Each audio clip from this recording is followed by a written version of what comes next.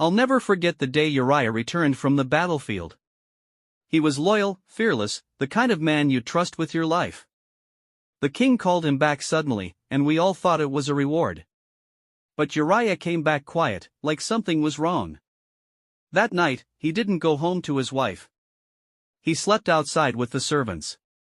The next morning, he held a sealed letter with the king's mark.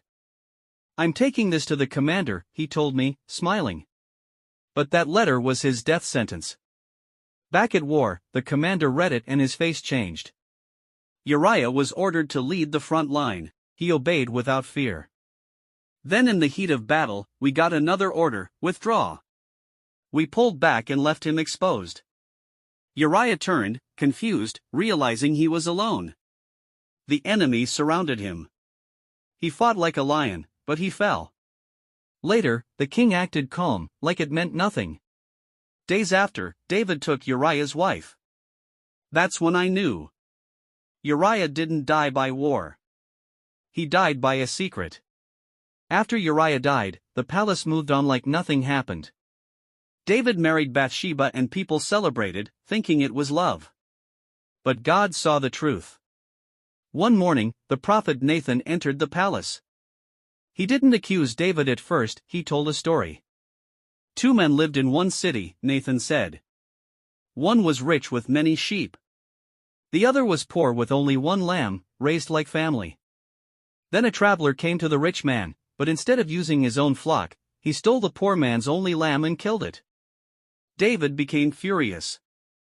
"That man deserves to die," he shouted. Nathan stepped closer and said the words that shook the whole palace: "You are that man." Silence filled the room. Nathan told David God had blessed him with everything, yet he took another man's wife and arranged his death. David's face dropped. He whispered, "I have sinned against the Lord." Nathan replied, "The Lord forgives you, but consequences will follow." And that day, David learned, secrets don't stay hidden when God is watching. Nathan's words hit David like a sword. The king who defeated giants was now shaking from guilt. Nathan said, "Because you did this in secret, trouble will rise in your house openly." Then something even more painful happened: Bathsheba's baby became sick. David panicked. He fasted, cried, and stayed on the floor all night begging God to spare the child. Servants tried to lift him, but he refused food and refused comfort. For days the baby grew weaker. Everyone in the palace was afraid to speak.